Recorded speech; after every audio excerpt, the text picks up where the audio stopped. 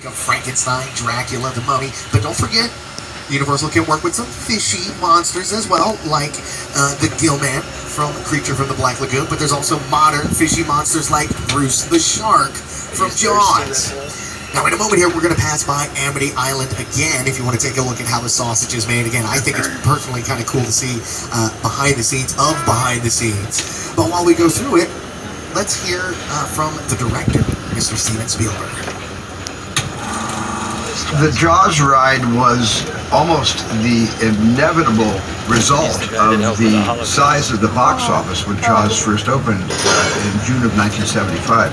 And that was really the first time I ever got involved in the creation of a ride. It was a great honor to be invited into a creative circle of tremendous designers at Universal that were trying to figure out how to replicate what the movie had done to audiences in a real way by building a physical shark that would come out of the water and terrify tourists as they were sitting in the tram. And the most amazing thing about the Jaws ride is it is exactly as it was from the time it was first placed on the Universal lot. There have been tweaks, of course, over the years, but it is essentially what the designers and myself all envisioned and created.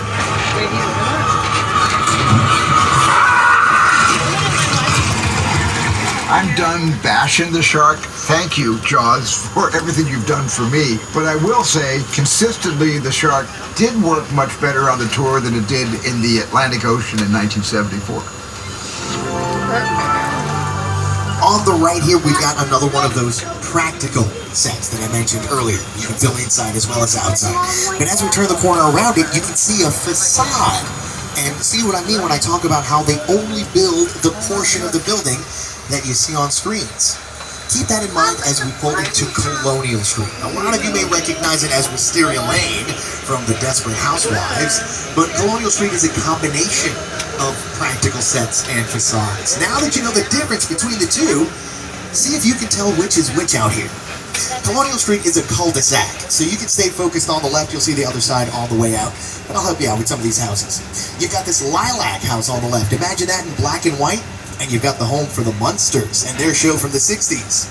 If you want a little bit more modern, you've got this yellow house right next door. You'll recognize that as Davy's home from Never Have I Ever. And you've got all 4 seasons of the show with Maitreya Ramakrishnan, Ramona Young, and Lee Rodriguez, all on Netflix. Don't forget, it is a co-produced show between Netflix and Universal Television. You might recognize portions of Colonial Street from the TV show Buffy the Vampire Slayer. It was heavily featured in their Emmy-nominated episode Hush. And you can catch almost all of Colonial Street on Amazon Prime in their holiday film Candy Cane Lane with Eddie Murphy. Right now, some of you might be thinking, Jose, why would anyone want to film in a fake neighborhood? Well, let's say your production needs to blow up a house like they did here for The Burbs with Tom Hanks. Well, you can do that in a real neighborhood as well. Either way, there's going to be safety procedures you're going to have to go through. But chances are, if you're blowing up something that's already been built, you're going to have to rebuild it and give it back the way you found it. Which do you think is going to be the quicker and cheaper option? Rebuilding an entire house or rebuilding just the portions of the house that you see on screens? Now, if you like to watch things blow up, you might want to check out the Best Film Oscar winner, Oppenheimer, on Peacock. But on the topic of movies, TV shows, those aren't the only kind of productions. There's also music videos and commercials that have filmed all over the lot. And here's a few examples of some of those right here on Colonial Street.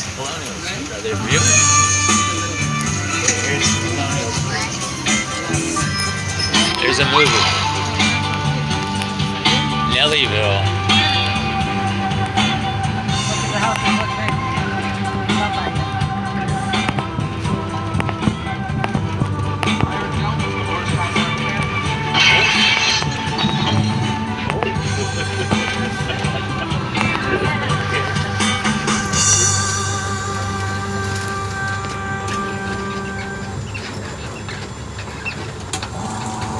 My entire career began with my relationship with Universal Studios just as a high school kid on a tour bus. I remember in those days there weren't trams, there were buses called the Gray Line Tour Bus. And I was so excited and thrilled to be on the lot. It was my first time ever on a movie studio lot. And during a bathroom break, I hid in the bathroom, and when everybody left to get back on the bus, I waited another 15 minutes until I'm sure the bus left, and then I had the entire lot to myself that day. And in those days, movie lots were so crowded because all movies were made on film lots. Today they're made all over the world, on locations, but most of it was focused in those days, in the 60s, on the film lots. So nobody noticed me when I was going around from soundstage to soundstage, and I really felt, in my own young way, I owned a lot and had the most amazing day of my life. On the left here, we've got a picture car display, but I just want to give you the heads up that from here, there's only about 10 to 15 minutes left for the tour. So again, please don't forget about remaining seated on the tram or pulling the E-cord. If you've got an emergency, or you just gotta use that restroom right now.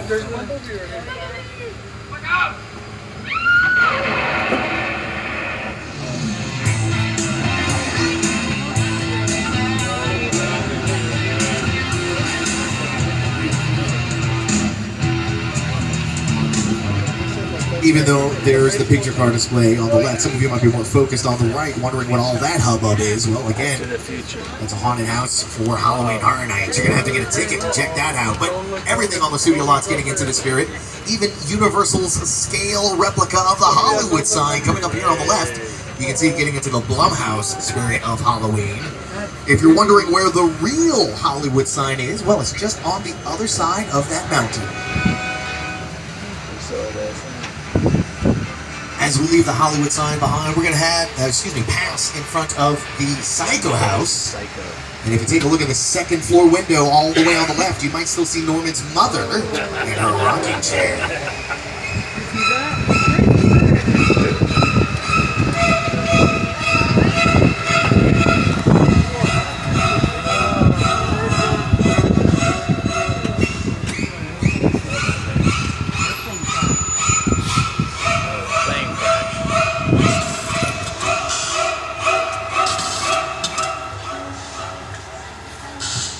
Ahead of us, we have a small bit of a traffic jam, so we're going to be pulling forward as soon as we're able to. But since we're right here, I want to give you a heads up. In a moment, we're going to be having our final photo stop of the day. So before we hit that area, I can set it up a little bit more.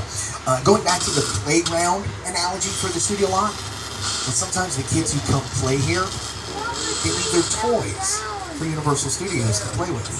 This set that we're about to pull into, again, our final photo stop of the day, was originally built for Paramount Pictures and their film War of the Worlds with Tom Cruise. Now, again, this will be our final photo stop of the day, but as we pull into place, again, we're going to be here for a moment, so you've got plenty of time. You want to get some good pictures in. But while you do that, here's a clip of an interview with the director, Steven Spielberg, and production designer, Rick Carter. And then after that, I'll play some mood music from the film.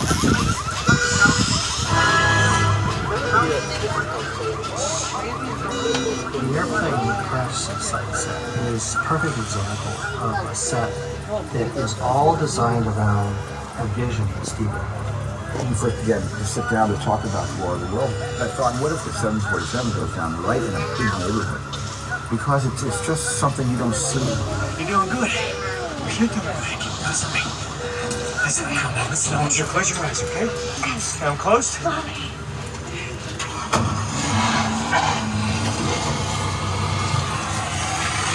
Robbie, get in. Get in.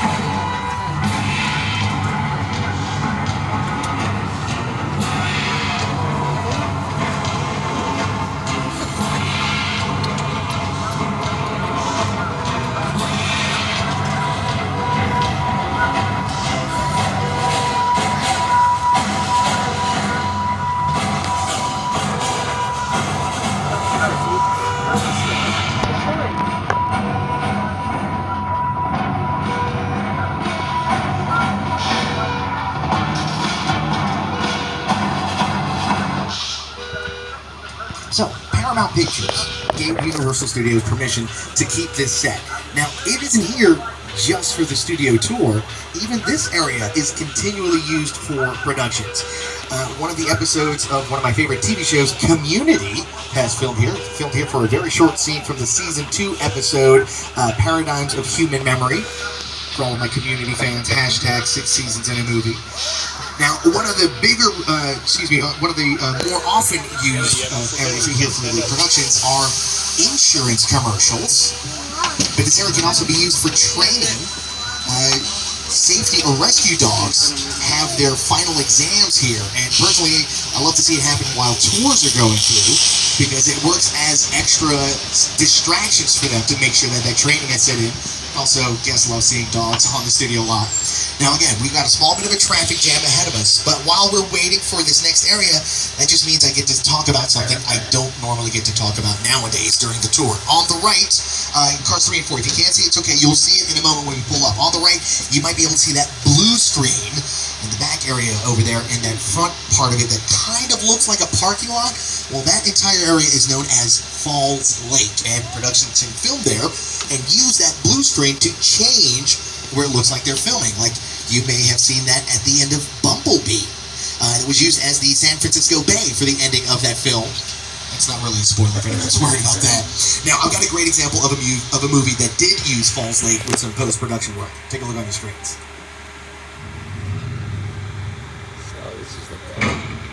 Evacuate.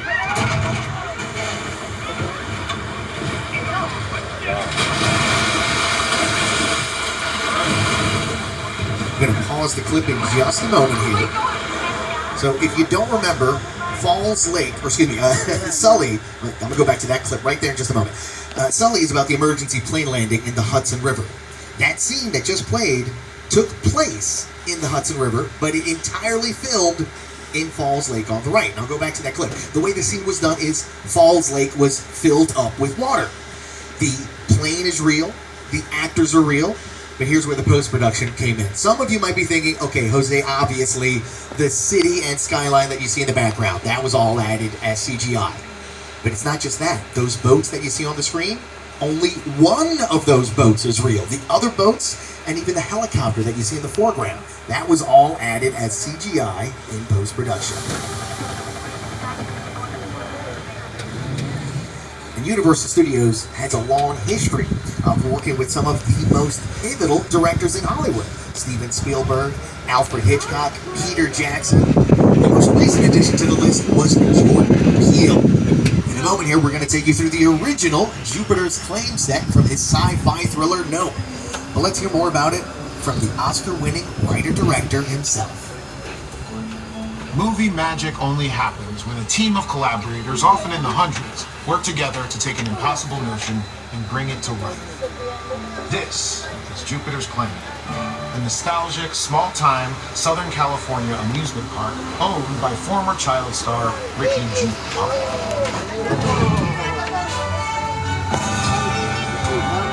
Over there, look into the Wicked Wheel. Have your picture taken just like the kids in that old 90s movie Kid Cheer. That's what this whole place is loosely based on. Remember that one? No? What? A little further down, you can see the brand new Star Lasso experience. Built to showcase an unbelievable new live show. How about this on live and more? Anyway, behind this Hollywood fantasy, gold rush frontier town, lies a sinister secret. It's smack dab. Welcome to the world of no.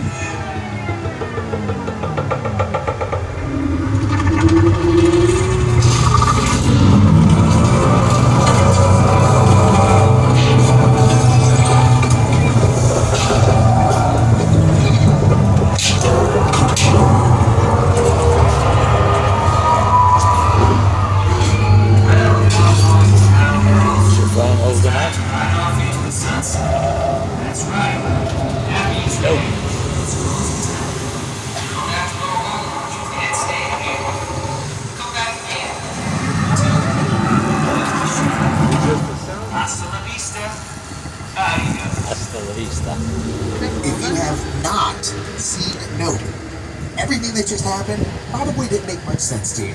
So here's a little bit of insight. Again, the movie's called Nope, N-O-P-E. Jordan Peele chose that title because the letters stand for Not of Planet Earth. A little slight spoiler there for you to hopefully encourage you to check that movie out. I remember going to Universal Studios when I was 12 years old, feeling this feeling of wonder. You know, one of my first trips at Universal Studios, seeing the Jaws ride, one of my favorite movies of all time. Just feeling like, that's him.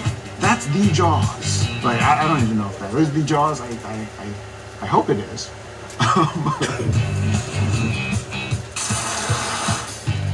Sharing a space with Hitchcock and Spielberg, I couldn't be more proud. Let's go, baby! Let's go!